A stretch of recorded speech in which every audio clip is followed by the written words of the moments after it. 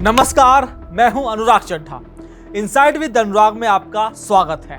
दोस्तों, भाजपा बहुत बड़ी भूल कर रही है आजम खान को जेल में रखकर। अगर योगी और शाह लखनऊ के किले के अंदर 2027 में कमल खिलाना चाहते हैं तो उन्हें जल्द से जल्द आजम खान को रिहा करवा देना चाहिए, क्योंकि आजम खान से बड़ा स्टार प्रचारक भाजपा के लिए कोई नहीं हो सकता। मैं जानता हूं कि अब आपके बहुत सारे सवाल होंगे, क्यों, कैसे और किस लिए। तो दोस्तों, धैर्य रखिए। आज की इस वीडियो में मैं आपके उन्हीं सवालों का जवाब दूंगा और बताऊंगा कि आजम खान की रिहाई कैसे बीजेपी की जीत की गारंटी बनेगी। दोस्तों, आजम खान की रिहाई का रास्ता जैसे ही खुलता है, एक पुराने मामले में नई संगीन धाराएं जोड़ दी जाती हैं। इलाहाबाद हाईकोर्ट से मिली जमानत तो रामपुर की अदालत में तलब कर लिया जाता है। सपा कहती है कि ये राजनीतिक हथकंडा है। बीजेपी के प्रवक्ता कहते हैं कि कानून अपना काम कर रहा है। लेकिन अगर आप मेरी बात माने तो ये बीजेपी की एक रणनीति है। बीजेपी को लगता है कि आजम खान को जेल में रखकर वो अपने कोर हिंदू वोट बैंक को संदेश दे रही है कि देखिए, हमने मुस्लिमों के सबसे बड़े नेता को सलाखों के पीछे पहुंचा दिया है। लेकिन वो ये भूल कर रही है कि आजम खान ही वो वाइल्ड कार्ड है जो बीजेपी के बिखरे हुए वोटरों को एक झंडे के नीचे लाने का काम करती है। जो काम बीजेपी के बड़े बड़े नेताओं को रैलियां और भाषण करके करना पड़ता है, वो काम अकेले आजम खान अपने एक विवादित बयान से कर देते हैं। इतिहास गवाह है कि 2014 हो, 17 हो या 2019 का चुनाव, जब जब आजम खान मुखर हुए हैं, बीजेपी को उसका जबरदस्त फायदा हुआ है।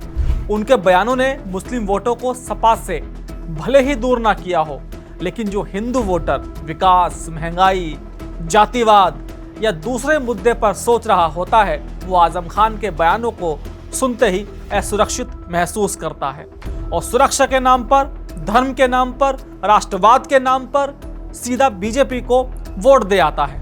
आजम खान विपक्ष के लिए वो अनगाइडेड मिसाइल की तरह है जो लॉन्च तो बीजेपी की तरफ की जाती है, लेकिन फटती हमेशा अपने ही खेमे में आकर है।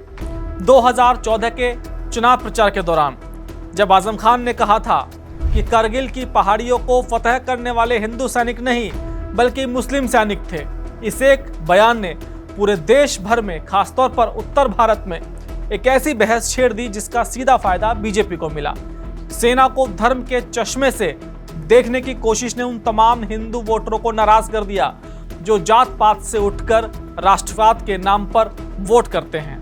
नतीजा, वोटों का ध्रुवीकरण और बीजेपी की प्रचंड जीत। 2017 में आजम खान का खाकी अंडरवियर वाला बयान भी आपको याद ही होगा।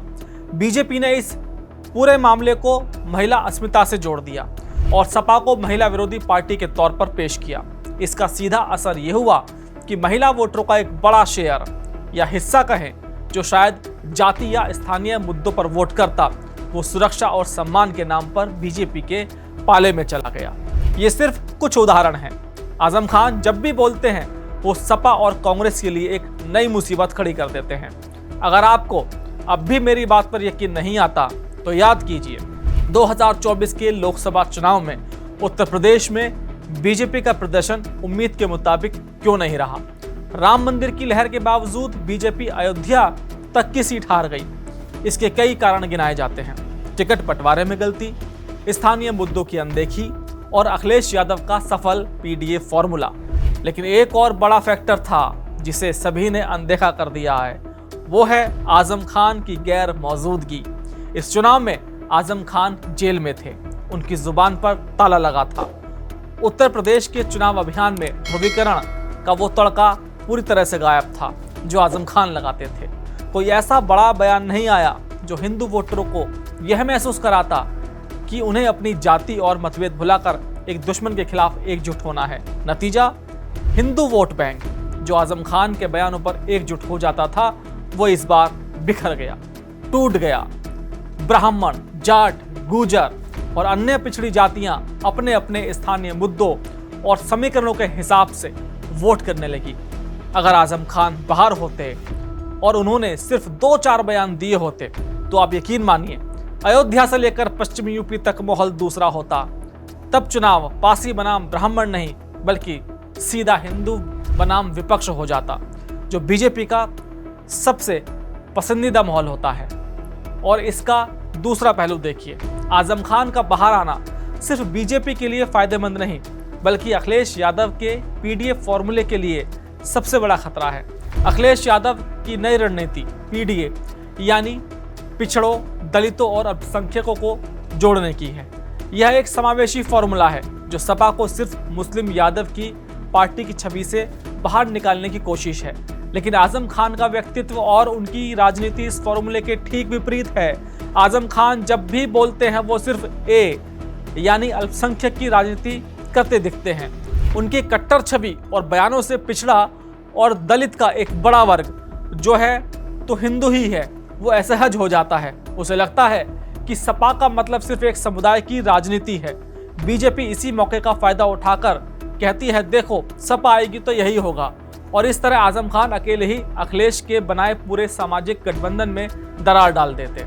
अब सोचिए, अगर आजम खान आज बाहर आ जाते हैं, वो जेल की कहानियां सुनाएंगे, विक्टिम कार्ड खेलेंगे, सहानुभूति बटोरेंगे, सपा को शुरुआती फायदा मिलता दिखेगा।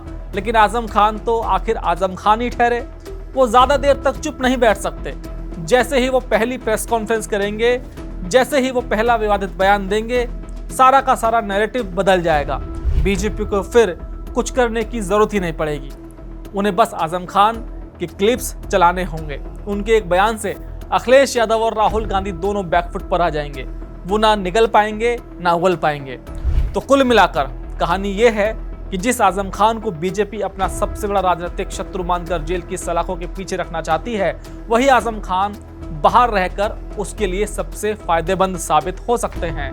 वो विपक्ष की एकता को तोड़ते हैं, सपा के सामाजिक समीकरण को बिगाड़ते हैं और सबसे बढ़कर बीजेपी के बिखरे हुए हिंदू वोट बैंक को एकजुट कर देते हैं। 2027 का चुनाव दूर नहीं है। आजम खान भले ही खुद चुनाव न लड़ पाए, उनके पत्नी और बेटे भी चुनाव नहीं लड़ सकते। उनका राजनीतिक प्रभाव अब सीटों पर जीत हार तय करने से ज्यादा नैरेटिव बनाने का रह गया है, और उनका बनाया नैरेटिव हमेशा बीजेपी को ही फायदा पहुंचाता है। तो अब सवाल यह है कि क्या बीजेपी अपनी रणनीति पर पुनर्विचार करेगी? क्या वो समझेगी कि आजम खान का जेल में शांत रहना उसके लिए ज्यादा खतरनाक है बजाय उनके बाहर आकर बोलने के? क्योंकि आजम खान जब बोलते हैं तो शब्द उनके होते हैं, लेकिन वोटों की फसल अक्सर बीजेपी काटती है। दोस्तों, मेरा ये विश्लेषण आपको कैसा लगा कमेंट बॉक्स में जरूर लिखकर बताइएगा। साथ ही साथ मेरे चैनल को सब्सक्राइब करना बिल्कुल मत भूलिएगा। तो दोस्तों, आज के लिए इजाजत, फिर आपसे मुलाकात होगी किसी दूसरी खबर के साथ। नमस्कार।